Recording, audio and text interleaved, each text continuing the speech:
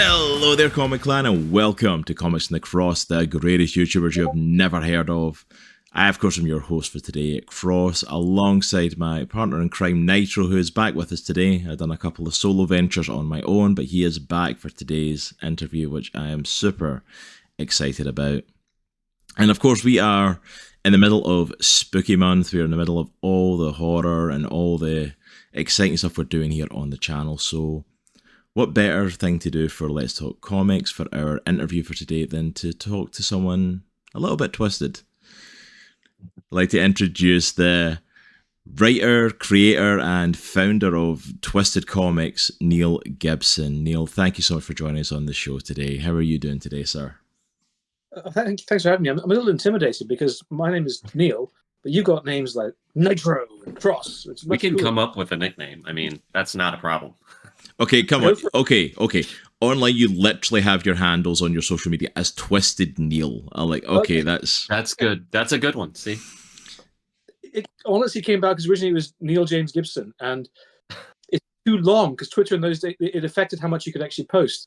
Because if you tagged it, so yes, so I just shortened it to Twisted Neil. Twisted Neil. That's it. Twisted Neil. See, you can't see that we've got these fancy nicknames and then come in with something like Twisted Neil. Like, come on, that's just epic. That's actually cooler than our names. I'm actually a little bit jealous. I'm not going to lie. We need to get better names now. Yeah, it's multiple consonants. It's more than 5 letters. It's just you know what? Great. I'm actually just everyone calls me Twisted Neil from now on. Yeah, that's what I'm gonna... Exactly. Business cards, Twisted Neil. That's what you got to do.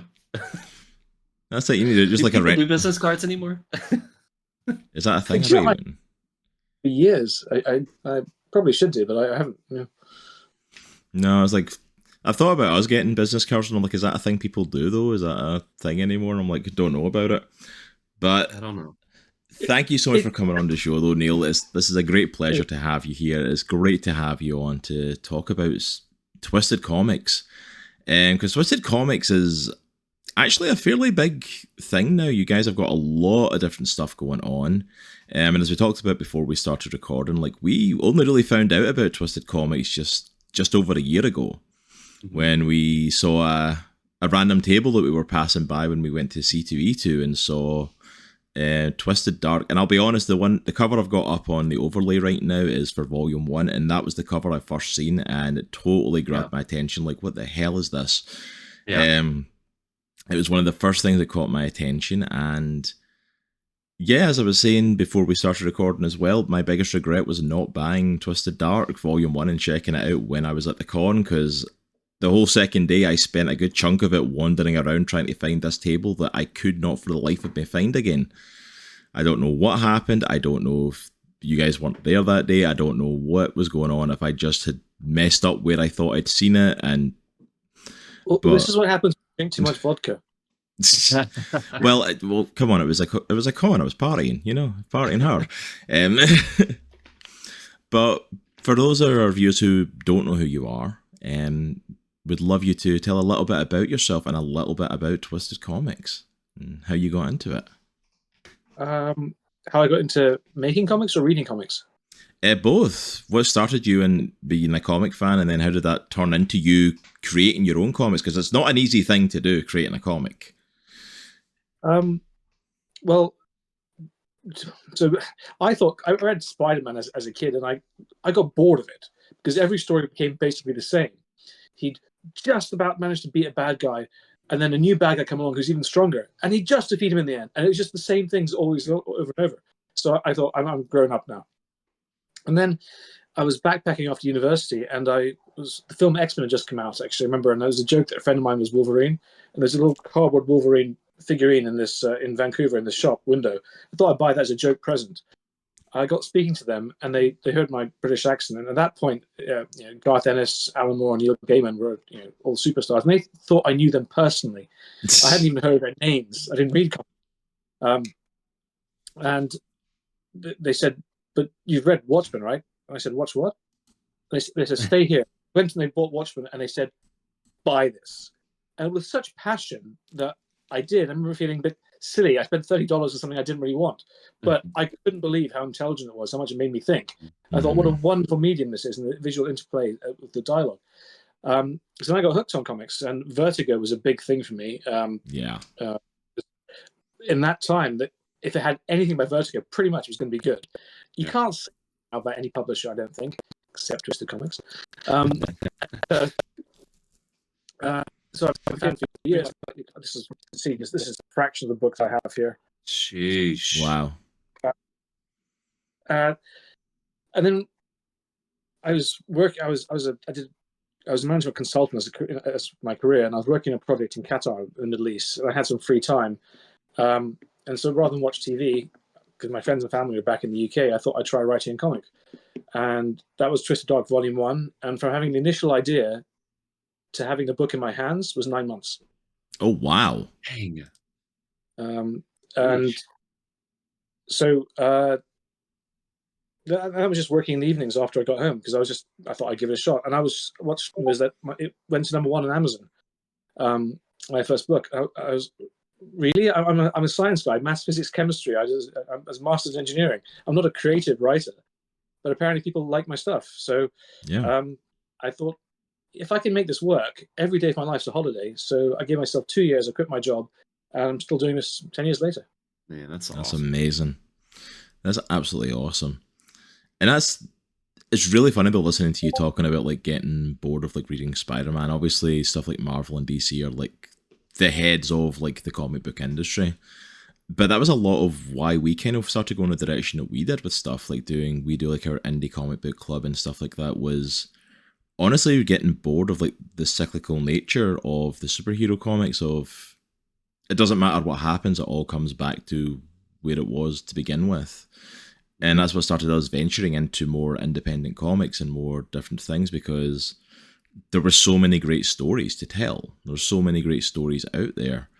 And that's awesome that you got to experience that, and that's what kind of pulled you into comics properly. And especially Watchmen. Watchmen, I think, has revolutionized a love of comics for so many people. And it's so quoted now but misunderstood sometimes, I think, and because there's so many takes on it and all people have opinions on Alan Moore and all that stuff, but like it's a really revolutionary book. It really was. Yeah, and I think Cross and I have similar upbringings, although I think you said, Cross, that comics were a little scarcer in Scotland, but like we grew up with the superhero genre, and like we fell in love with that. I was a huge fan of Spawn growing up just because it was a darker take on the superhero origin type deal. But the older we got and the more that we kind of got into the comic book world, and as we started doing this, we're like, we want better stories that have a definitive beginning, middle, and end. And I remember that one of the first ones that we read was Lock and Key from IDW by Joe Hill. And that, I didn't know stories like that existed in the comic book world. And that like blew my mind. It's a 6-volume closed-ended story with a beginning, a middle, and end, and it was incredible. And like I guess from then on, like we've tried to venture out into the indie comics, and the stories that people are writing are incredible, including the Twisted Dark stuff. It's incredible. It's very thought-provoking, and it's very, and I'm not trying to like booster you up or anything like that, but it's very intelligently written. Mm-hmm. And it doesn't treat the audience like a child, like a comic book, or like even some graphic novels honestly would. It's very it's very intelligently written. It makes you want to think, and it obviously makes you think. So yeah. Well, thank you. That's actually my goal with all my stories. It's 4 things. I want to entertain, educate, surprise, and leave people thinking. So I don't propose to give the answers to tough questions, but I want to make sure they're asked. Yeah, absolutely. And I think that's a brave thing, because so many people, when they try to challenge with tough questions, a lot of things today try to also give the answer of like, this is what's wrong in the world, this is what's happening in the world, but this is what we should do about it. Yeah. And it's very rare to find something that just is challenging and thought provoking and makes you like, no, you need to go away and ponder this. Yeah. What do you actually think about this situation? Yeah, because I know we're here to talk about Twisted Dark, and we're definitely going to get to that. But one of the other ones that I read from you guys was The Theory. And I'm not going to give away the plot or anything like that, but it proposes this very like ethical philosophical question. It's set in like the very far like future or whatever, and it proposes this philosophical question about this, you know, genetic mutation or genetic modification. What do you think about it? And I found myself saying, I don't know actually what I would do in this situation. Like what would I actually do? Like what side would I be on? And Yeah. like it makes you actually like delve into what you think, like what you believe, why you believe it. It's really cool. Oh, thank you. Thank you. I'm actually right now working on volume 2 of this. Some artworks come through. That's awesome. I'm happy to tell you the story actually, because it's because I had a marketing company and I said, I had an idea for a story, and I just yesterday and I told them what the story was, and I forgot there was a pregnant woman on the call, and I forgot that she was actually on the call because she wasn't part of the main thing. And at the end, she went, "Oh shit, Neil." That's awesome. Oh gosh. That's awesome. But other things, it's your show. What do you want to do? Do you want to talk about the Twisted Dark? Yeah, let's. Okay. Yeah, let's start with Twisted Dark. Because that was the thing, though. Is like you've came out, you've created your own comic book. You know, it was successful, went to #1 on Amazon. What was the idea, or what inspired you to go into these kind of darker stories? Essentially, what they are. Like, why go that path? Fear, simply because I've seen other people's writing, and some people make comics that are amateur ones, and they're boring. They really are. And I was like, I didn't want to write. I had no experience writing. I thought there's some films where nothing happens. So some people are obsessed with characters. Tends to be female driven, but I care mostly about plot, something that happens. And I thought to make sure the case goes along, I thought it's more compelling if there's some darkness or like threats there. So that's why I went for the darker area. I do have comedy. I've written comedy, but it's 4 times as hard to write. Yeah. In my opinion. And dark stuff just comes easy to me. This one's, so because I just remember stuff that inspires me. There's I'm basically going to tell you this because it's Halloween. Because I don't consider myself a horror writer. You said at the start I was a horror writer. I think I think I do psychological thrillers. That's what I do. But my manager in the US, he said that, Neil, you need to write horror because there's always a market for adapting horror. So I wrote one, and he said, no, that's still psychological thriller. It's just really, really dark. And my agent read it and said, Neil, that's the darkest thing I've ever read. I just thought it's because it's just interesting. There's one scene I'm going to tell you where this guy's, the opening scene is this guy has a gun to his head, and he goes, oh, well, shit. And then the gun fires, and it's a very arty scene. I think clatters, and he wakes up in the hospital, and his head's all bandaged.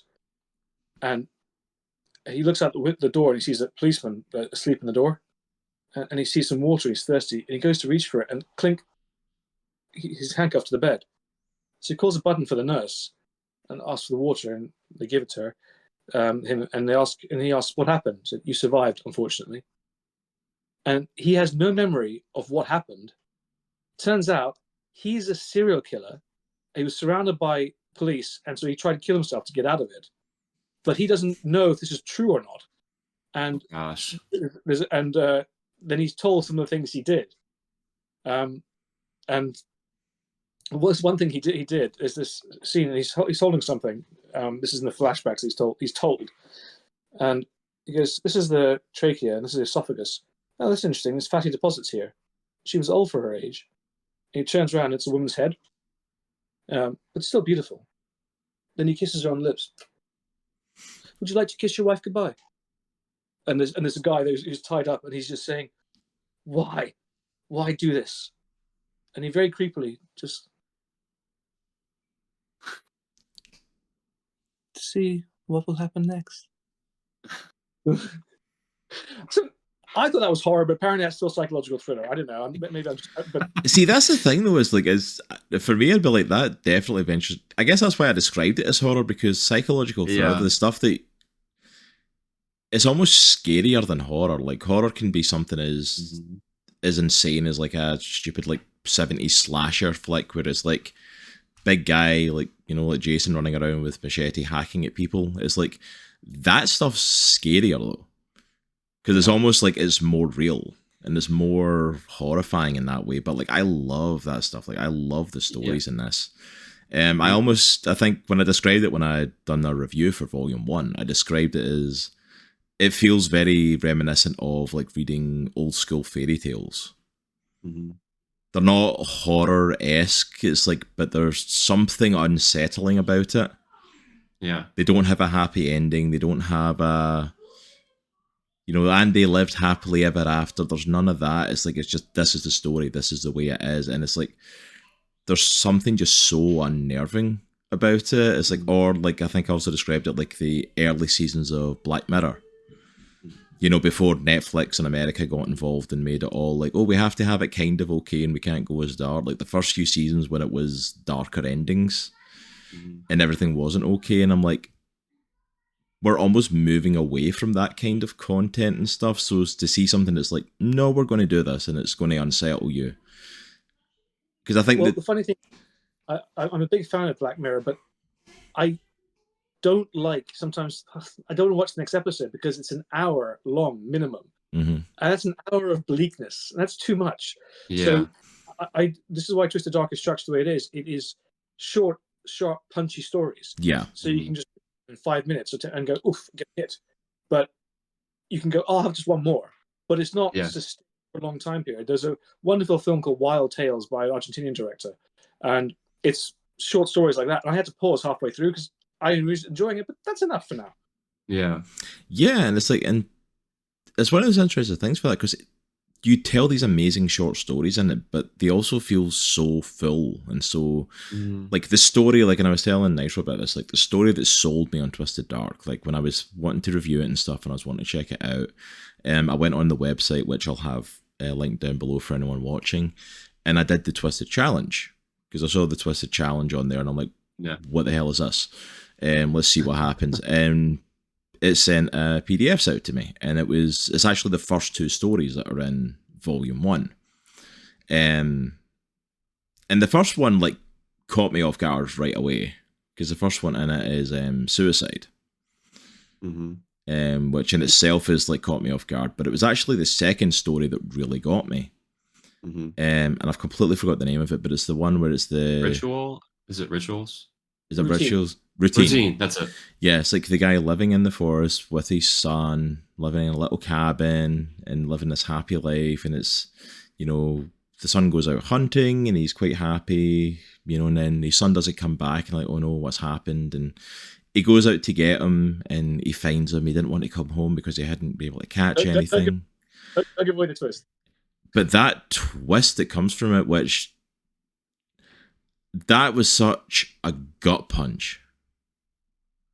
And it was like, and it made me like completely reassess everything. Like, and I even said to Nitro, like, I don't even know how I feel at the end of the story. Yeah. Like I've got so many kind of conflicting emotions because there's so many different things happening. Just that you have to reevaluate everything you've just read. And I'm like, I love it. I love that feeling of like being challenged like that, of like, what is actually, essentially what is right and wrong? What is right and wrong to feel in this moment? Yeah. Should I feel happy? Should I feel, you know, this went the way it should have gone, you know, and they get what they deserve? Or like, should I feel sympathy? Should I feel sadness? Should I, like, and all of them are kind of conflicting because you're like, there's so many different elements to it. And that's what all of the stories are kind of like. They all have elements of that. Yeah, well, thank you. I don't think they're all. I think they're all different, and I don't think. What surprises me is how some people's least favorite story is other people's most favorite story. It's just that you don't know what's going to land with different people. When I make jokes, if I'm making it for my wife or for my mother, I know what will make them laugh. But when you go through stuff out in public, some people find it not funny at all. Some people find it offensive. I got a 1-star review on Twisted Dark earlier this year, and this woman said, I gave this 1 star because I couldn't go any lower. This is literally the worst thing I've ever read. It's clear that this man has never spent more than 3 seconds with a woman. This incel, who's the writer. So I showed my wife the review, and she found it funny. But it was I was telling Cross before this. I was trying to. My brain was trying to grab onto something that I could relate Twisted Dark to that I grew up with, and the only things that I could think of are there was a show Tales from the Crypt. I don't know if you guys have that or whatnot, but Tales from the Crypt and Twilight Zone. There's a thing with those types of stories, and I think Twisted Dark as well, where there's an unsettling undertone to the story just off the bat, right?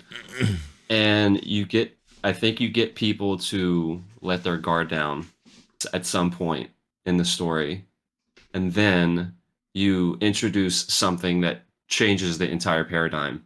And that type of storytelling, which, I know all the stories are different, but that type of storytelling, I really, really dig it. It's really cool.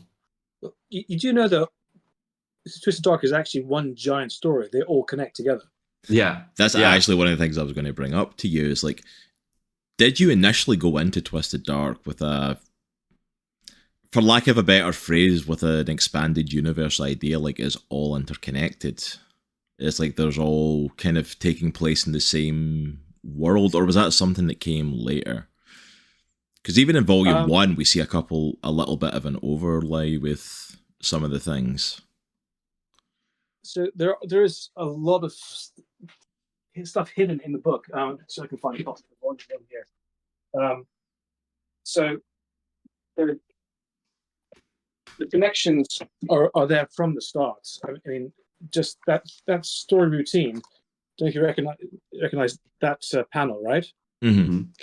And next page, there's this Lundhound, this dog there. Mm-hmm. Well, the story's set in Japan, which comes much later. You see, in this tiny panel here, this panel here, Mm-hmm. you see in the background on his table, there's the same dog statue. That's the same panel from the previous story. So this guy is actually the writer's brother, and this comes to play much later on. I mean, the problem is, I did a bit of a George R. R. Martin where I've gone way off the main storyline because I just had an idea of it all being interconnected at the start. But later on, it has to actually go dry to the ending. So I've got so many peripheral stories, which I think are good, but they have no connection to the main storyline. So I haven't, when I've written them, I haven't printed them yet or published them. That is so cool. Really cool. That is so cool. Like, I honestly want to go back through it and look for stuff because I know there's stuff that I've missed. Like, there's some obvious ones, like, right off the bat, but I know there's other stuff, and I can't wait. Like, like, and there's some that you notice right away, you know? I'm going to show you something that I'm going to show you on my screen. I hope it's big enough to see. I'll show you how I connect everything together. So here it is. Can you see this? Whoa, yeah. Okay, so these are the 120 recurring characters. These are the stories down this side. And if I zoom out, oh wow! Right, so that's at maximum zoom, and he still hasn't got all the things in there. And Good so grief! Pick a character and see how they're they evolve over time as they go down through the stories. And that's just the ones I have put in the Matrix. I have loads more than that, written or in rough format that I haven't bothered putting in there yet. All right, so I'm gonna have to go and buy the rest of these volumes now, because I need to see what happens. Like, that's it. You've got me addicted to them. I need to find out what happens to everybody. Do you have a plan for like a high level plan for how many volumes you want to produce for Twisted Dark, or like have an overall arching story that you're? That was at. So the things are all, the books are all black, except when you get to season 2, where it switches to grey. And I have a spin-off book coming out, which is in red, which focuses just one character. It's called she's from Volume 3, my favorite character. And so those spin-off books, they're all just the same character, every story with the same character. So you get a feel more connected. But season 2 is where things start to kick off properly, because at the start of season 2, which is Volume 7. There's a prison break. It's a dramatic prison break, and they're after one person. And all the characters that you've seen before that have gone to prison are in the same prison. and a lot of them well. And that's what really ties things together. And so I'm actually working with a producer now about adapting it for a TV series. I've been down this road for a while.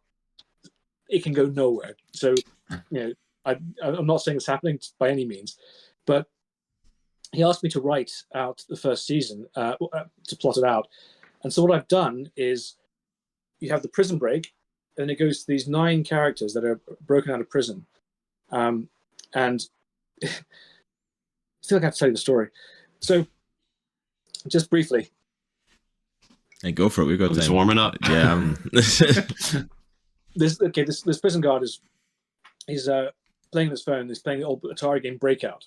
And he looks, sees this convoy of heavy machinery in the distance, and then it goes back down to watching, and you see the wheel from the heavy machinery at a low angle. And then the wheel turns and it starts heading towards the prison. So he looks up and he sees the machinery all heading towards him. And it goes back to the camera again, and then suddenly you hear the sound increase as the engines roar. And he's like, "Oh shit! These bulldozers are heading towards the prison." And so he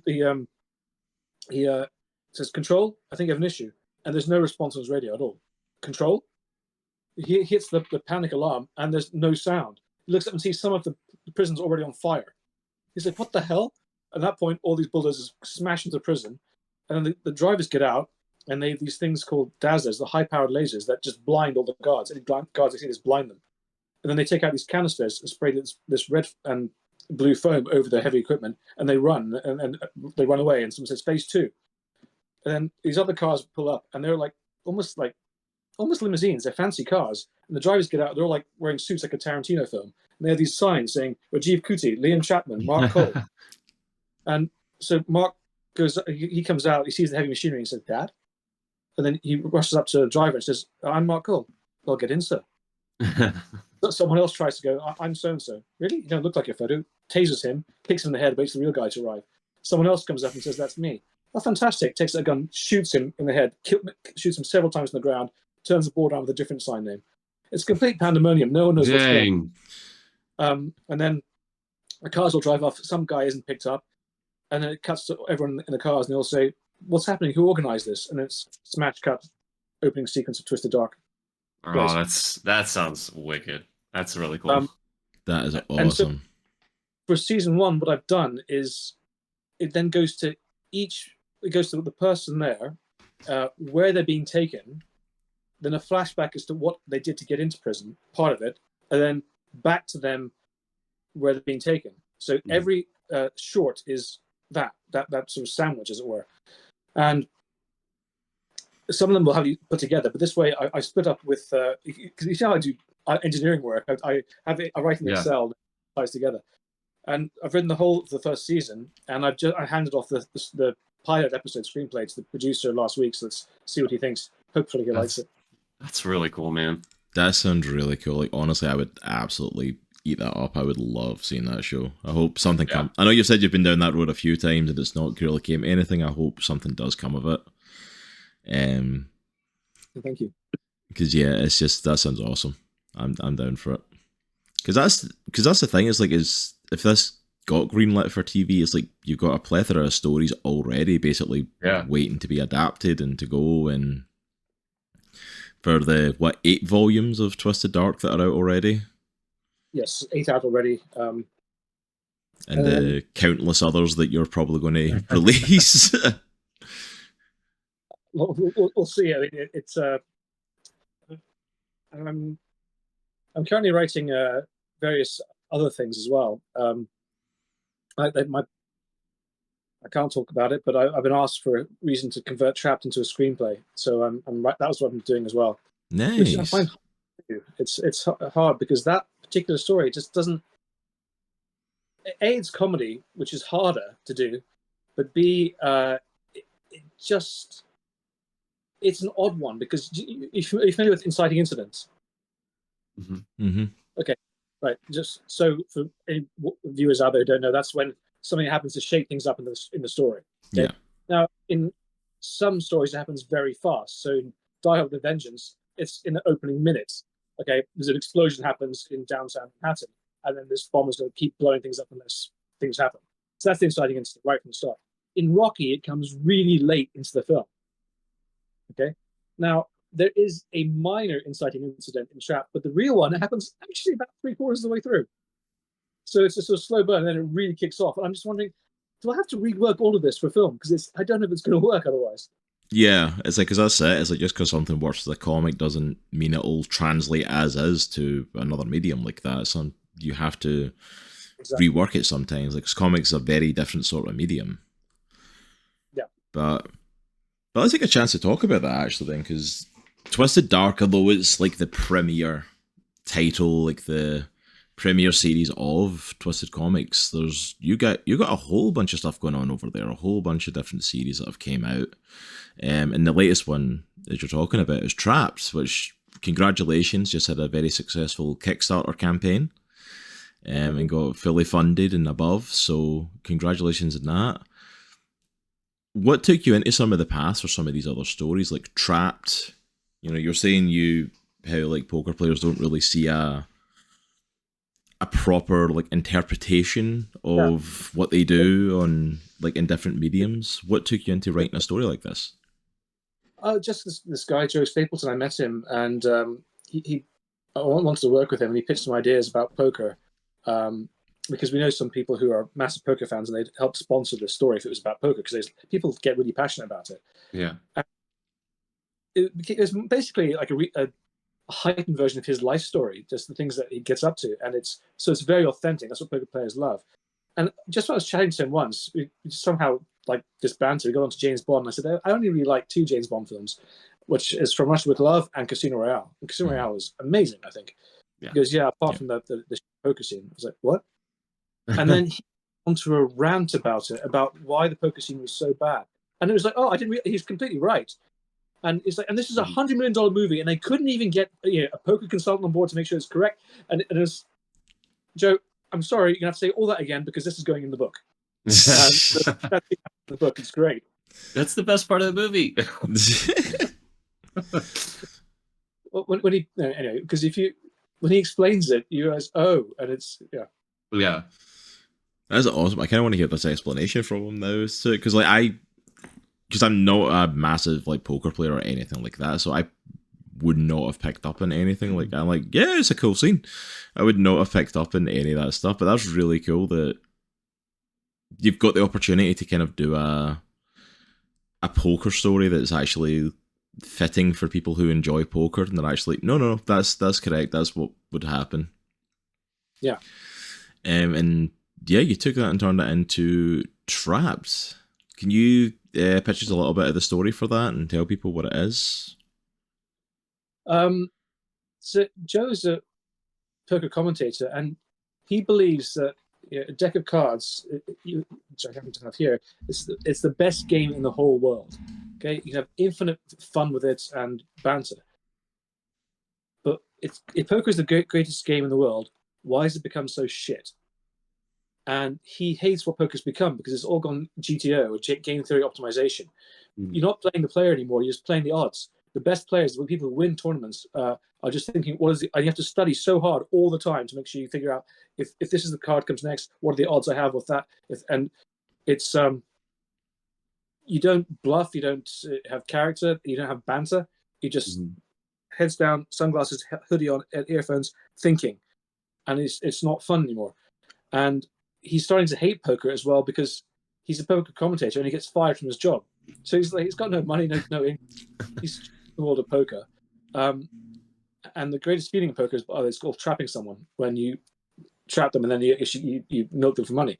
And then he happens to meet some people who invite him to a home game, and they're all really successful, rich people. And he realizes, wait a minute, I can clean up here. I can get so much money from this. They don't have to play poker. But then he thinks, hang on a minute, I can do this now and I get me a few thousand, or I can not clean them out and get them back to the next time. And so he just starts networking with all these people, and ingratiating himself into higher society. And then the inciting incident happens, which I don't want to tell about, because that's when the excitement thing happens. No, yeah, absolutely. Very interesting. Don't give away too much, but that honestly sounds like a really awesome story. That sounds absolutely phenomenal.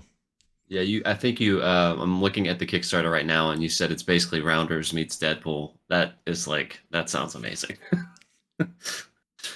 Like, oh yeah, you asked how to describe Twisted Dark. You said people do compare it to Black Mirror and the Twilight Zone, but I'd say it's bite-sized Black Mirror meets Lost, only going towards a known. Okay. Yeah, I can see that. I can definitely see that. Yeah. That's actually a really good way of kind of describing it. So you kind of touched on this a little earlier, Neil, but I wanted to kind of we don't have to get too in depth on it, but you said you picked this specific medium, this short, like very like quick hit storytelling like perspective, just because of like the nature of the stories. They're really dark, and you want people to be able to kind of take them in bite-sized chunks. Is there any other context you could provide behind why you picked kind of the initial medium that you did? Not comics in general, but just how you're releasing the stories, like in these kind of like bite-sized chunks. I think it's historical because look, the reason I had it in 9 months was because I didn't know what I was doing at the start. Here we are. This is the original cover, right? Mm-hmm. Look. Okay, I didn't know it was supposed to be comic size. I did an A4. Okay, I did the lettering myself, and it's appalling. But the first clue of an amateur is not the art style; it's the lettering. That's how I know they're amateur or not. Look at this. Look at the massive gaps around it. It's awful. If I can see some speech bubbles, if I can find. Yeah, here. That's just appalling lettering. Anyway, sorry, I forgot the question. Oh yeah, why quickly? Because if I have another title that's like theatrics, that's a long story. It's like 10 issues, and it's a longer story, or it's not a graphic novel. But this one, I didn't know what I was doing. I wanted to find different artists, so I some are really crap, and I work with them. But if I had tried several, I could find ones that I like, and I try new ones. And if they're good, then I promote them and offer them their own series or something else. It's a longer format later on. Okay. But because it started off that way, it's that way.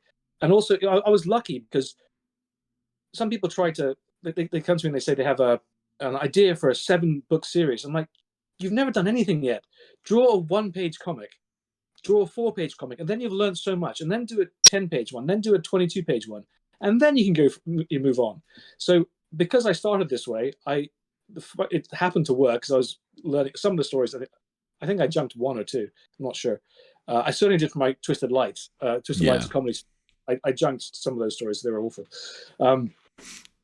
But because once you start that way, you continue it. And I also don't like having every story having to be 22 pages. It should be as long as it needs to tell the story. Yep. I agree. No, absolutely.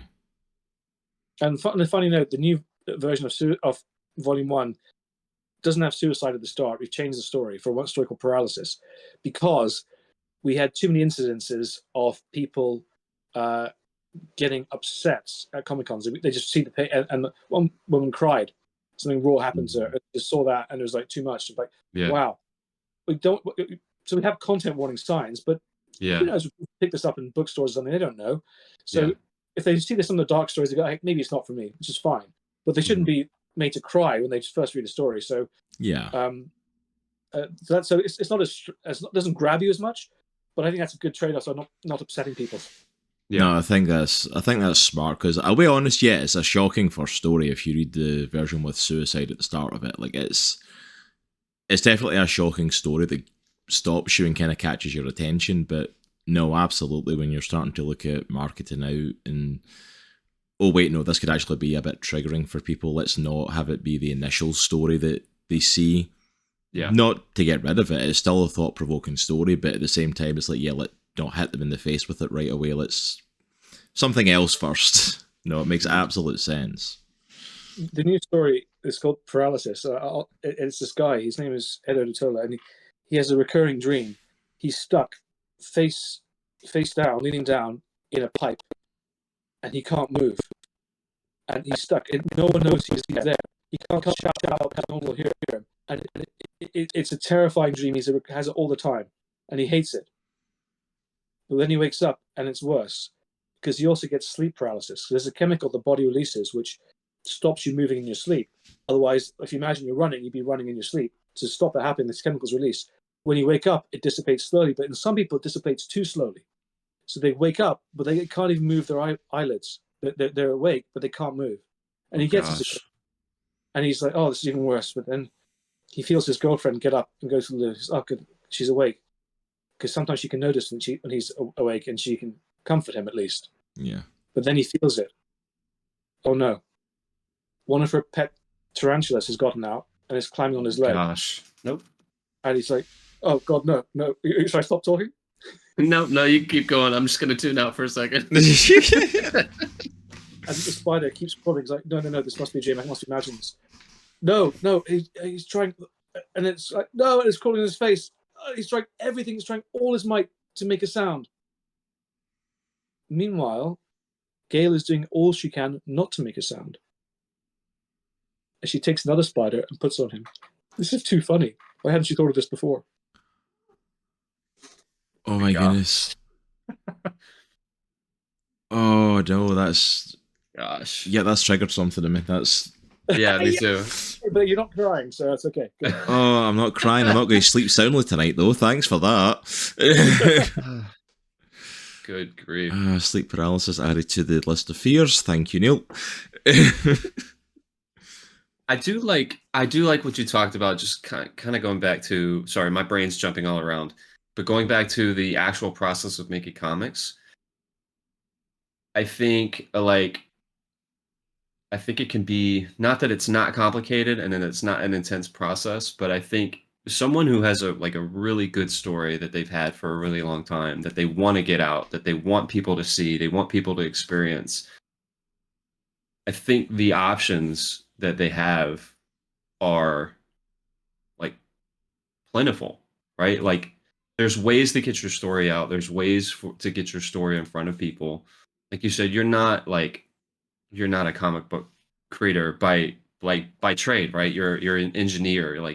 You have that specific type of mindset, but you had a story that you wanted to tell, and you were like, I'm just going to tell it. I'm going to get it out, and you got it out, and it's incredible. And I think I say all that to say, is there any advice that you would give someone who, man, I've had this story that I wanted to tell for a really long time. I've never made a comic. I don't think I'm a really good writer per se. I can't really draw anything, and I've for damn sure never lettered a comic before, or produced, or edited. What type of advice would you give someone who wants to get something out, who wants their story that they think is awesome, they want to get it out to someone? Well, I think the first thing to do is to write it. Even if you could write it in prose, you still have the story there. Yeah. If you want to write it in comic script, do that. If you want to, but I will always say, if you want to make comics, you should start small. Just start doing a few pages, just so you learn how things flow. Yeah. You have a particular story, you've got to get it written down. Nothing doesn't exist until it's written.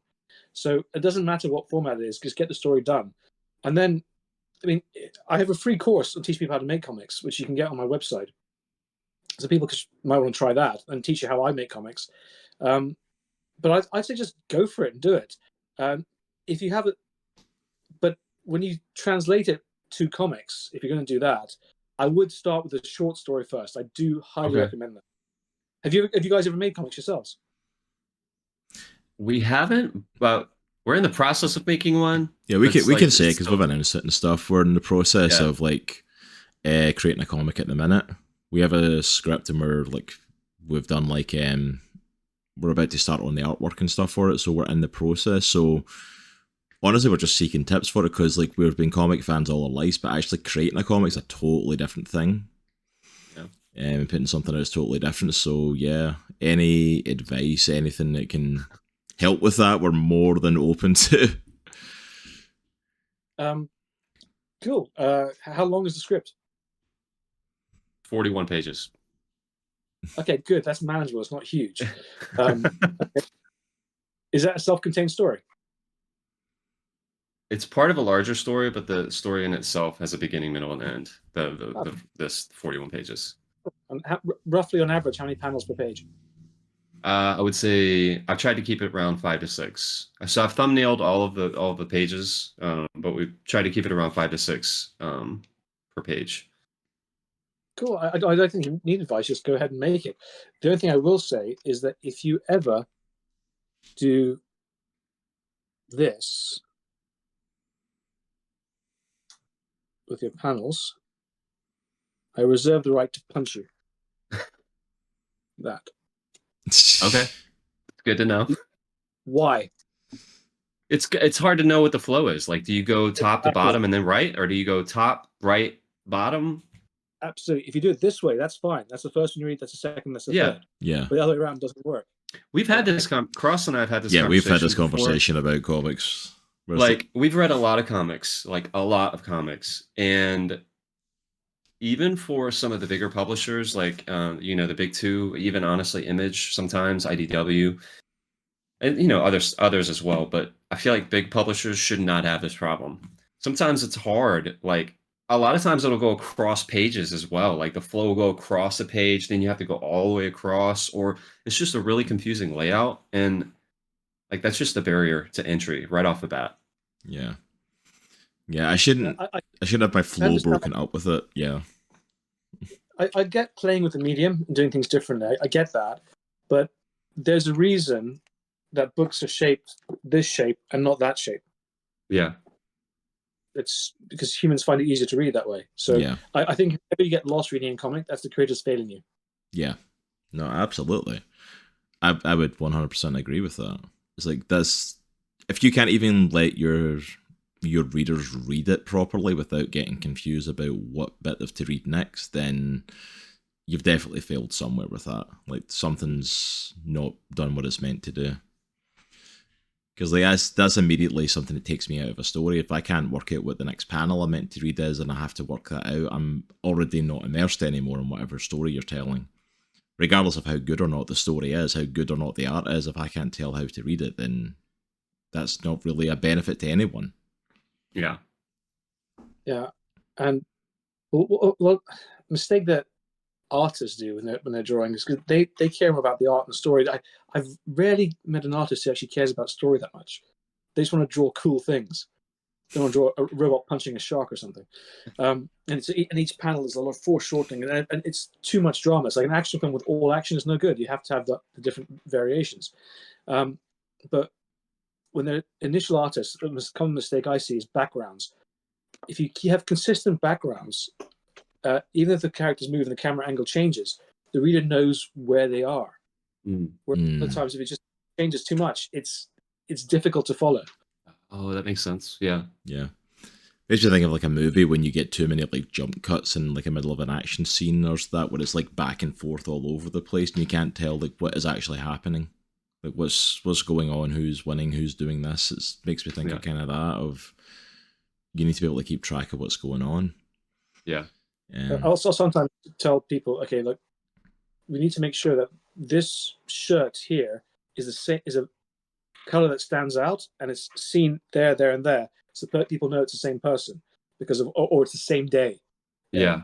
Little tricks like that you can use. I sometimes ask, have something drawn in or reverse the angle here. It doesn't work. I guess kind of speaking of the art, kind of going to Twisted back to Twisted Dark a little bit. Sorry, my brain's all over the place. One of the cool things about it is just the style in general. I think the style is really conducive to this story type that you're trying to tell. Was that a conscious decision when you wrote the stories to have that kind of like stark black and white, heavy contrast type of like visual? I know not all of them have that, not all the stories have that, but a lot of the ones that I read did.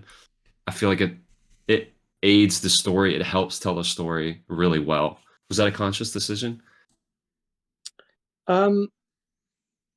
To be black and white, yes, because I think it goes to the medium, but also because it's my first comic and it's cheaper. I didn't have to hire a colorist. Yeah. So that was why. Okay. The coloring is an interesting thing. There's a very good colorist. Unfortunately, he's never replied to my emails, so I can't get it to work with her. But what you're looking for with coloring is, first of all, harmony. Does it look nice on the page? And some artists cheat a little bit by having everything a shade of pink on the page or all oranges. So it looks nice, but it's a little bit of cheating happening there. It's stylistic choice, fine. But it should be harmonious. It shouldn't look ugly and garish. Yeah. Second thing you're looking for is lighting.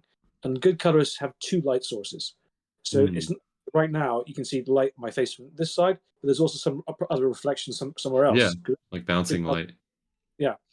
And then the third thing you want is texture. Because if there's no texture, if it's just colored, it doesn't look right. If you add texture to it, different, like the skin versus the jumper or something, or the hair, it just feels different. And when they do it well, you don't notice anything. You just think it looks good. Yeah. But when it's bad, you go, that's why. I feel like it's the same thing with lettering, though. Going back to what you were saying earlier, like when it's done bad, you're like, there's something up with this. This is bad. But when it's done well, you don't notice it. Yeah, it's like it just immerses you more, but like when it's not right, like it just throws you and you're like, oh yeah, something's not right there. Yeah, absolutely. Yeah. And I like it with action scenes with lettering. Sometimes if there's an explosion, the sound effect is part of the explosion, like boom. Yeah. It's like cleverly done. I like that. Yeah, that's cool. As well as like stuff like Twisted Art being black and white, something that you definitely use a lot of is, I hope you're using the right terminology here, is kind of like a liminal space of like, you get like a whole page and there's like 3 panels on it, but like there's like one up here, one here, and like this sheer like just white or black background to it. And it's almost like this, I guess the best way to describe it is it almost lets the story breathe. Like it takes its time, it's not trying to cram too much in the page, like you have to just stop and take in like these smaller panels and these different things. Was that a conscious decision for like pacing of a story, or to lay it out like that, or to let that breathe, or was that something that you came up with the artists that you worked with on those, or? No, I it's weird. Actually, I'd love to have a more close relationship with the artists, but they don't seem to care about storytelling, in my opinion. They just want to know what to draw and is it cool. That's what they really care about. But some artists actually, I've had artists refuse to do my stuff because either violence or because I had a gay character and it didn't disagree with their religion, so they didn't want to draw it, or whatever reasons. But this one artist, he's one of the longest ones I work with. He says I'm his favorite writer to work with, but one story refused because Neil, this isn't as good as your other stories. It doesn't inspire me. Oh, but, dang! So like, ouch. Fair enough. Because he only takes stories, he only draws stuff that he actually is interest to it, and that means he puts more of himself into it. Yeah, I can see that. You want letterers who do that. You want colorists who do that. You want writers who put themselves into it. Sorry, I always go off topic now. What was your question? You're good. Number of panels. So, yeah, pacing is to me so important.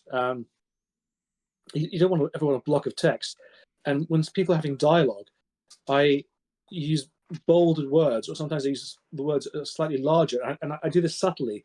I don't know if anyone else does this, but I tell the letterer, look, make this just 1 or 2 points larger, so you don't really notice it's larger, but it's there because the guy's emphasizing it. Also, I'll make it, the balloon is, instead of, because I don't like it when it's small, it's hard to read now, I'm getting older. So rather than having a whisper making it smaller, I don't like this as a technique. I have mine faded, so that the black is less black, it's more gray. And that's okay. But also, and I just love, if this is a balloon here, having you do this and then there. That, sorry, you can't see we can't see it, yeah, sorry. Talking, and then you add there, that means more time has passed. There's a slight delay between here and here. And that's okay. And use dialogue lettering as well to help guide the reader's eyes. So in terms of which panel, but also what's inside the panel. Because I saw a Frank Miller, I shouldn't mention actually stuff that I don't like, but it was a great book. But there's one panel where it went all the way down the page on the far left-hand side, and then to the right, the panels continued. But the interesting bit was actually right at the bottom of this long panel. But you don't see it because it was all the way at the bottom. So if you put the sound effect at the start going all the way down to here, and then I'd go up there, it would have worked. Yeah. So you can use that to help guide the reader's eyes. Okay. No, that's really cool, actually. Yeah, that makes a lot of sense. I'm sorry, I'm getting so into this, into else that you're talking about, the actual creation of it and stuff, and the reason for laying out stuff, and I'm like, yeah, that makes sense. Yeah, I'm getting because the stuff that typically you wouldn't even think of, like unless you're actually involved in the creation, involved in that, like it's stuff that I would never have thought of unless I look at it on the page, unless I look at it and see like, wait, why doesn't that work? What would you do instead? What could happen? I'm like, no, that makes absolute sense. Just the layout and how you guide the readers through the story that you're telling can change things so much. Yeah, because we've I've read, I know you have too, Cross, but I've read comics where you open up to the front page and it's just there's like 9 panels and they're all the same size and it's like just a wall of dialogue in each panel, and I'm like, dude, I don't even want to read this. Like, this might be the most awesome story I've ever read, but again, there's a barrier to entry, like right off the bat. It's like it's like a band. I've used this metaphor before, but it's like a band that the band members are amazing. The drummer's amazing. The the guitarist is amazing, but the lead singer is just like they're okay. It's a barrier to entry, right? It might be an awesome band, but it's the lead singer. It's like disrupting the whole thing. And I think if there's like one thing aspect of a comic that's off, whether it's the dialogue or the art or even the story in general, it's just So I think when all things can harmonize, it's really cool. Which again, just going back to Twisted Dark, I think it does a really really good job of that. Thank you. I'm just going to show you my model for stories, which this is because I'm just geeky like this. I have models for everything. This is just the writing side. I can go into the art later, but the first thing is the premise, because that is half your marketing for you. It's like, oh, I want to see what happens next. My favorite premise was Mark Miller's Red Sun. What if Superman had landed 4 hours earlier? Yes. He would have been Soviet Union. He would have been like, what a great premise, right? Yeah. It's sharp and gets the point across. Yeah. And increasingly now, even though I think that's a great story, I have to ask myself, do I have a premise for it? Because before I just go, this is interesting, I'll write, see where it goes. Now, because of my manager in the US, I said, no, Neil, if we're going to sell this for adaptation, it needs to have a good premise at the start. So you need to have that. The next is, let's say you're watching TV before Netflix and just flicking through the channels. If you ignore the visuals, if the dialogue is boring, you'll change channels. Because if it's stupid or boring, why am I watching this? Yeah. The next is the plot or the genre. Oh, this is an action film, or it's a comedy, or it's a romance, or it's a horror. Like, why do you want to watch it? You don't. And you watch a little bit. Oh, do I want to see what happens next? The next level, what keeps you coming back week after week is the characters. I fancy this character. I hate this character. This character is so fascinating. And what gets people dressing up as Night's Watch or stormtroopers is the universe that's created. Mm-hmm. Now, even if you have all this, it's like having the best joke in the world. You need to know how to tell it. That's storytelling. And if any of these you can mess up on. Now, when I ask people, when I lecture about this, I ask which is most important here. And most writers will say characters, some people will say dialogue, some will say plot, some will say universe. And I say, that's your answer right there. You have different preferences. I care most about plot. Other people care about characters. But you need to hit all of them and tell it well to have a great story that's going to appeal to a lot of people. And the way I rank all of this is on a scale of -1 for bad, 0 for average, 1 for good, and 2 for excellent. And the most I ever score myself is 5 out of 10. I score myself as excellent plot, excellent storytelling, good dialogue. That's how I judge myself normally. I like to work with other writers who are more interested in characters. They can't write a plot at all, but they're interested in characters. And I want name a character in your life that like very overbearing, like a teacher that you hated, or what was your father like? Oh, he's very strict. Okay, great. I want you to put this and add nuance to it. And what I want is, especially if I do get the TV series, is I want the actors or the other writers to say, I don't think the character would do that. Excellent. And do they sound different? And when you get really into it, this is what I'm using ChatGPT for now, is like, when this character is with that character, how do they talk differently? Because now and this is what actors would do when they take the role. But as a writer, you're thinking of all of this stuff and that, And as a comic book creator, I'm thinking of the coloring as well and the artwork. I Yeah. can't do all of this. This is too much. And that's why the TV, you need a bigger team. Mhm. Yeah. No, absolutely. Absolutely. And so just to explain the coloring, I can stop talking, by the way. No, please. go. We love this stuff. So please keep going. You're talking about you're geeking out. We're absolutely geeking out as well. Just we're all in here. Um,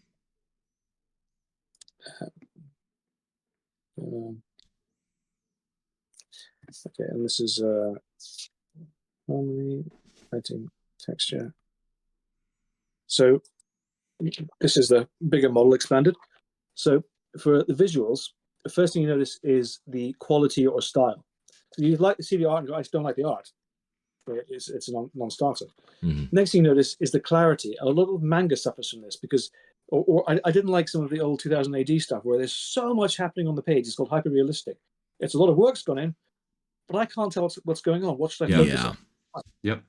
And the artists tend to like that. But then the next thing is the choice of shot, and that's just the angle that you choose and what's in the panel. Okay, and if you're really smart about it, then your choice of shot is revealing stuff about the universe, about the characters, about the plot, and you're mimicking the dialogue. So let's say this guy is in a cafe, and he's wearing a disheveled shirt and tie with blood on it, and he's jabbing someone with the finger saying, I'm not cleaning up your mess. In the background, you can see this is a 1950s type diner, so you know it's in the US. Mm-hmm. And the waitress there has a mop, and she's cleaning up some mess on the floor. You've done a verbal, visual sort of reference to each other. You've revealed stuff about the character by his clothing and the way he's standing, and the lettering can do that too. And you've explained the universe and the plot. You're moving it forward along with in the scene. And every panel, that's what should be happening because the style should be: is this a hardboiled detective? Is it noir? Is it a rom-com? The way the image works. And then lighting we've already discussed. For coloring, how we just discussed that. And the last is the lettering, and that's purely the shape and size of the panels and the shape and the size of the letters and where they go. Yeah. Mm-hmm. That's awesome.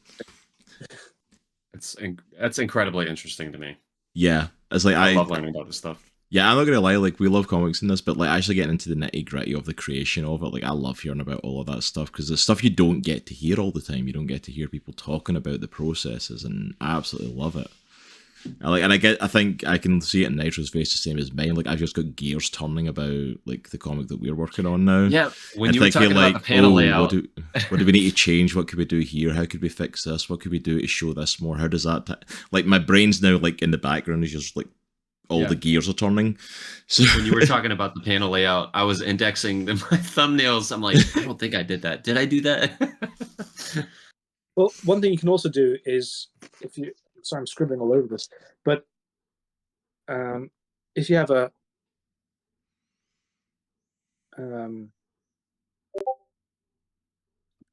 the gutters make a huge difference as well, by the way, because you should never typically have it like this. You should never typically do that. Okay. What you want to do instead is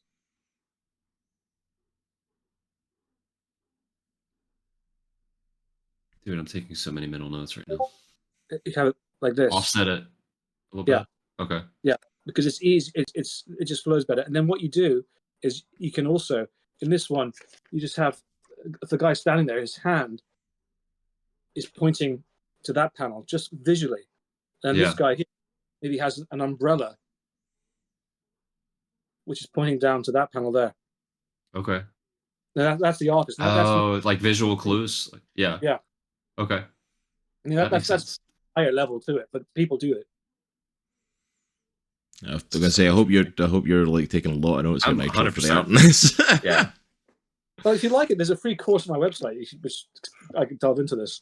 Yeah, 100%, definitely going to be looking into that, and I'll put a link for that anyone watching as well down below that wants to check it out, specifically. I was not expecting like a comics creating masterclass here, but like I'm thoroughly enjoying this and just listening to the creation process. But you don't know how I write. I write in Excel. I don't write in Word. Oh wow. Okay, no, you need to explain that one. How? Yeah, please do. Okay, so how and why? So there's no prescribed format for writing comic scripts. You can do it any way you'd like. Mm-hmm. Most people tend to write like a screenplay, but I don't like that because I'm lazy. So when That's the best explanation for that. I love it.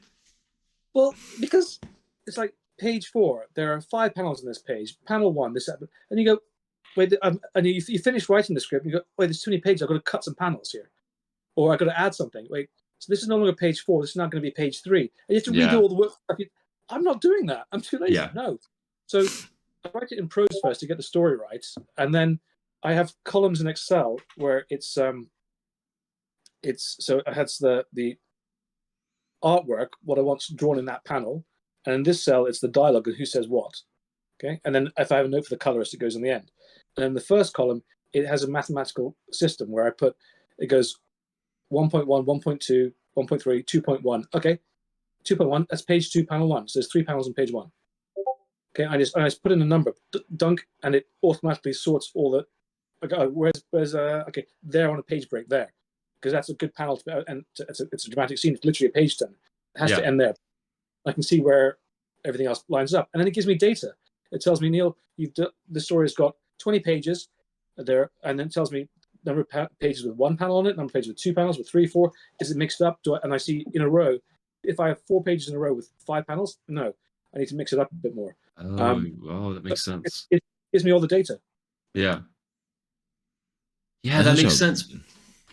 Because like you look at comics, like there needs to be like visual continuity throughout the comic, and that goes, like you were saying, to the coloring, the lettering, but it also goes to like panel structure as well. Like, or do we have like 10 pages with the same number of panels and they're kind of similar layout, and then we have this other page that has a completely different layout that does not visually, go with any of the previous. So that makes sense. Yeah, that makes sense a lot. I also check it to see how many pages I have before I change scenes. You should never have more than 5 pages without changing the scene. Okay. It's visually boring. And you should never have more than 24 words per balloon. Okay. All right. I've got to take a lot of notes. So at least I know this video is going to get views from Nitro, if nothing else, going back and rewatching stuff. If no one else watches it, Nitro's going to get the views up for us.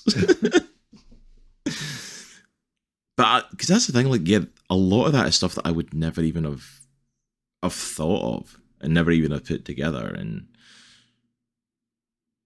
yeah, okay, you've given us a lot to think about. We're going to be having a lot of conversations about this after this interview, I'm sure. I hope it helps.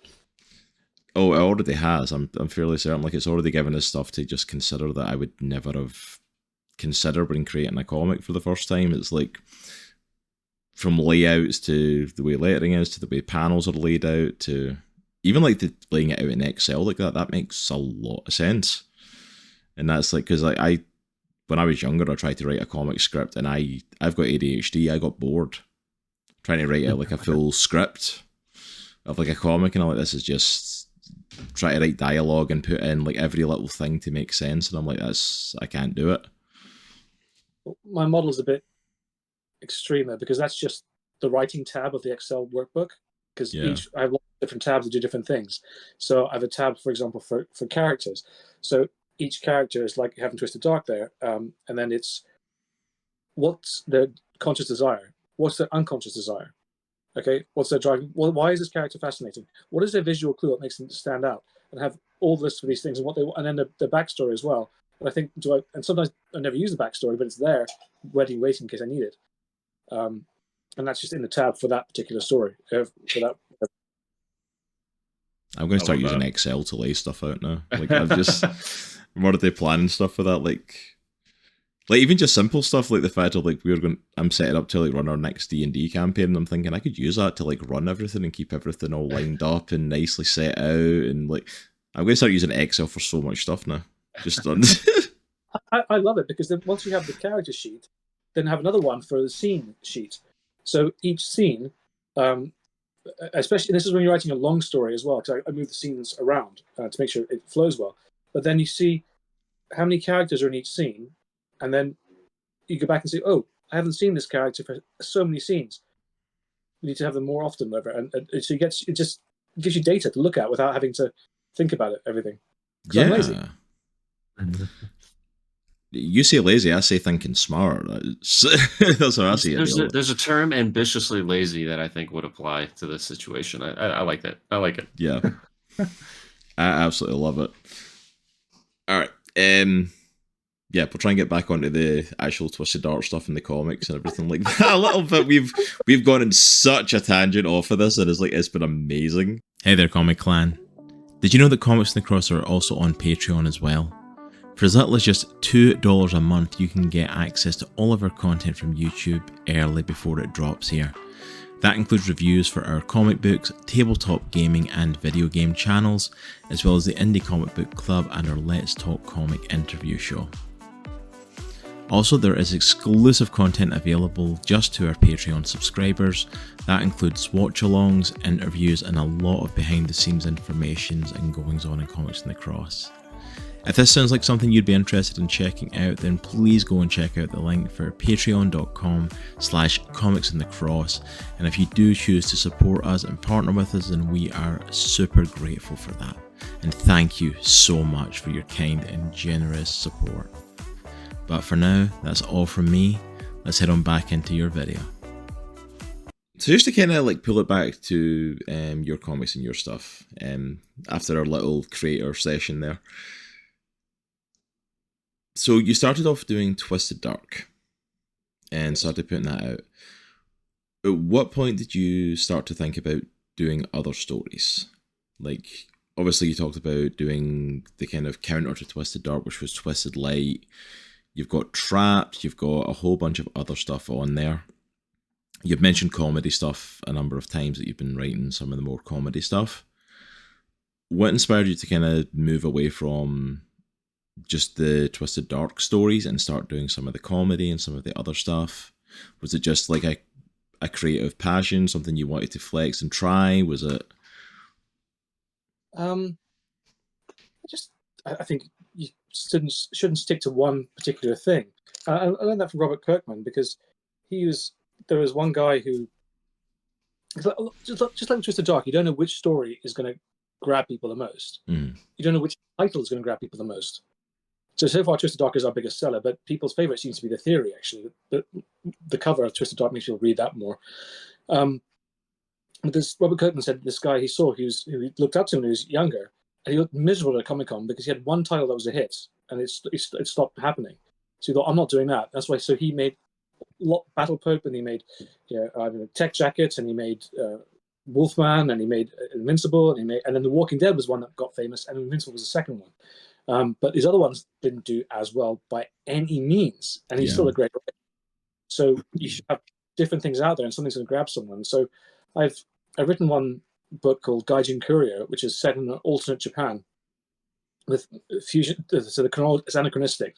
With they've got fancy computers. They also got steam typewriters type stuff, and it's this guy. He's an immigrant from Jamaica, and he's a courier, and they get promoted to this higher level. They can actually do higher things, and he accepts this bid that no one else would accept for an enormous amount of money. And one group is desperate for him not to deliver it, another group is desperate for him to deliver it. And the mysteries and twists behind what it is and why it's going on as part of the story. I'm just saying that's written, and the same guy I'm doing something else with, which his name is James Linton. It's a story where gunpowder hasn't been invented. It's like Victorian time period, and people have technology, but gunpowder is invented. And at this point, it takes place in Africa with the Malian Empire, because the richest man who ever lived was Malian, the richest man ever. And it's just his legacy it's there. And it's when gunpowder first arrives and it's used maliciously by a foreign state, what happens next? It's called A Sword to a Gunfight. Oh, cool. because it's the first story where I started with the universe. Normally I start with a plot or a premise. This one I thought, wouldn't it be cool if there's a universe where, let's say, Americans were in it, they'd have their cutlasses. Scots would have claymores. French would have their rapiers. Japanese have the katanas. Everyone carries a blade of some type. That's a really cool concept, yeah. That's a really cool idea for it. Like, but I love it though. I love that you're not putting yourself into like this one little box, because it'd be very easy to kind of keep writing like horror or psychological thriller and to delve into that, but just to expand out into these other stories and to tell other things, and like you said, obviously they seem to be doing successful, like with the theory becoming one of your more popular ones. Like obviously they're grabbing people just as much as Twisted Dark. In the office, the team's favorite is Traveller, which, if you know your history, so that's my favorite review I got, actually. There's a guy who's a professional reviewer, and he said he'd never done this before. He read the book and he got to the last page and went, "Wait, what?" And then reread the whole thing. And he said the clues were all there. So if you know your history, it's great, but just don't flick through it. But that was done, and then my manager said, "No, Neil, you need to write a sequel to this." But I can't. It's done. You have to. So I did. So Traveller 2, actually, when this call's over, I'll try and finish just checking the lettering on that, and that's done. Oh, nice. That's awesome. Yeah, if you want to, I don't know, if you want to know what it's about, because I just keep like telling my premises. This guy go for it. Tell the premise of it at least. Bro. Obviously, don't reveal too much. You want people to go and check it out, because I'm not going to lie. The amount of stuff I'm going to go buy for Twisted Comics at this point is insane. I like, because they all sound so cool. Well, Traveller is the team's favorite. It's this guy. It's 1880s in the country of Georgia, and his father was a Russian officer, but he's poor. His mother lost all the money they had, and he has sheep. And his father's an officer. Now he tends sheep, and his sheep are diseased. He's like no way to live, and so he goes to kills his sheep, and he goes to kill himself. And suddenly this portal appears, and this guy in like a steampunk suit walks out, and he panics. And out of panic, he shoots the Traveller instead. And then he goes, and it looks human, but he goes on, and he puts the suit on, and suddenly this thing clamps onto his arm, and he hits it, and he gets taken to a different portal. Oh, dang. He can go to anywhere he wants it to go, and he sees incredible worlds, but it's giving him cancer. And so at the end of the first issue, he goes, take me to a place where they can cure my disease, and they'll be happy to see me. And he goes there. It's like, why are they happy to see him? All right, I'm going to go pick that up. Dang. I'll stop talking about it now. But do you have any? I'm going to say, you need to stop pitching these books, Neil. My wallet's not going to like you very much. It's that sounds awesome. Actually, like, I need to go read it now. That's because you piqued that curiosity. I'd be like, okay, now I need to know what happens. I need to know what's going on with it. And it's such a cool premise, though, of just him getting his armor and like it's giving him, cancer, and it's like, well, what do you do? This thing's trapped in you. You're traveling. It's hurting you and killing you. It's like, it's such cool concepts. Like, some of these stories are amazing, and this is awesome. Do you, for your inspiration? If you keep saying it emboldens me. I want to tell you more stories. So don't do that. I can't help it. Can't say awesome anymore, or cool, or sweet. just gonna sit here quiet for a while, just not say much. But yeah, so like I'm trying to think of the best way to kind of ask this question without it just sounding like a straightforward, like typical question that you ask someone during an interview. But like, what are some of your inspirations for behind these stories and creating these? Because especially since you've got such a plethora, like, was there stuff that inspired you for each of them? Obviously, Twisted Dark's got his whole kind of own series, but then to branch out into some of these other stories, like, was there inspirations or moments that hit you, or something that you think I want to, or was it literally just an idea, something stirred an idea and you're like, I want to explore that more? it's one of three things. Normally, it's either a fact I didn't know, an interesting conversation, or something I think, oh, that'd be a good twist.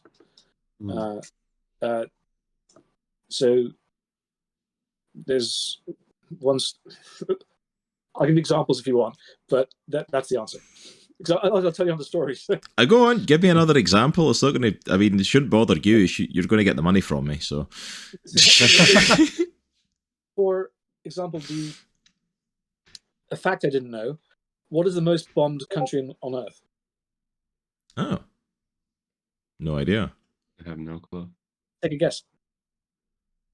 This country had more bombs dropped in it than Japan and Germany combined, and what America bombed Japan was astounding. What they did. It was. If you actually don't know your history about what it did, I only learned it this year. It's Yeah, amazing. I was going to say, like, that would have been one of my guesses. It would have been something like Japan, like during the war and stuff like that. But it's Laos. Laos? Really? Laos. The CIA, it's called the Secret War. You can Google it. They spent 10 years bombing that country, spending $1 million every day or something for 10 years bombing the country. The children there, the first nursery rhymes they learn is not like how to cross the road or something. It's if you see something shiny, don't pick it up. Dang, I did not know that. Yeah, and so I thought, well, that's so interesting. I can put that into a story. So I did.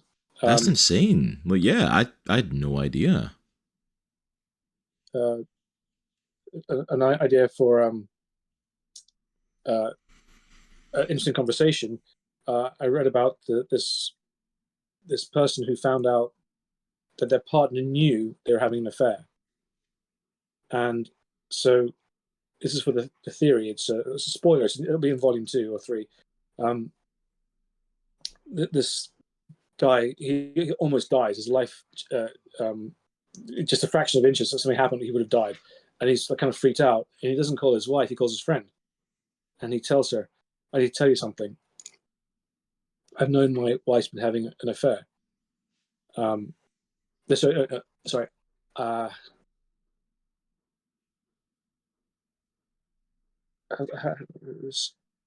He was having an affair, and he's found out his wife found out about it because he found his wife's diary, and his wife had known from the start. He thought it would just have some fun, but now he had his life. He almost died. He needs to confess this to someone, but he can't tell his wife because they're really happy, because he found out that she had a diary, and she was and he didn't know anyone kept a diary in the future. It's like it's all handwritten. What? And he even sees tear marks in it, where she'd written things about he's with her again, and even one time that she'd try and cook the best things for him. She'd try and have date nights, and she seemed to enjoy it, but he still kept going back to her. And at one point, she's starting to lose love for him. And he read this, and he cut the affair immediately. Reconnected with her, and she was delighted, and they had a fantastic marriage. But he never told anyone. He was telling his friend, I think I have to confess this. She's like, but I can't tell her because that will ruin things, and I don't want to hurt her. The friend goes, well, why'd you tell me? Now I know this. And whatever. And this is him. She actually then goes to the friend and says, look, I need to tell you the story. And she tells the story to the friend. And she puts up a privacy screen because I don't want to see your face, but I have to tell you this. And she tells the whole story, and then puts the screen down and sees the friend. And the friend's just smiling and laughing. What? Aren't you? What's your reaction? He never had an affair. What? He never had an affair. Because she has this technology which you can implant stories into people's heads. He thinks he does. Now he's guilty forever, and I have the most loving, loyal husband who'll do anything to please me, to get back in my good graces. Boom. Dang. Holy crap. Holy crap. I was listening to that whole story, wondering like, where's this going? What's it going to come? And I'm like, dang. What that one was didn't come from the twist. It came from an interesting conversation. Like if someone had an affair, or whatever, and then the husband found out, or partner found out, that was interesting in its own right. And then I had the twist that I always try to add to it, and you make sure you tell it well. But it's where it came from, or a fact. So, and because because every story has to be educational in some way, that's going to be told by something educating about the universe, Mm-hmm. like the privacy screens and things. That's really super cool. interesting. All right, I think I do have to get going, guys, but No worries. Yeah. We will absolutely wrap up here, but this has been absolutely awesome, Neil. Thank you so much for taking the time to sit and to talk with us. This has been an absolute blast. Thank you for sharing with us. For everyone watching, I will put the links to Twisted Comics down below, as well as all the social media links for Twisted Comics and for Neil. So make sure to go and check out this amazing stuff. I will be absolutely rewatching this myself for all the amazing comic creation information that you gave us. This has been a legitimate pleasure, Neil. Thank you so much. Yeah, we really appreciate it, man. Yeah, taking time to hang out with us today. And if you're watching this, please as well make sure I'm going to put a card up in the corner to go and check out our reviews of Twisted Dark Volumes 1 and 2. Both of those should be up on our website by the time this interview drops. So please go and check those out as well and go and pick them up for yourself. They're absolutely worth reading. But for us, that's everything for today. Thank you so much for watching. And remember, it's a good week to be a geek. Take care. We'll see you all later. Yeah. Peace.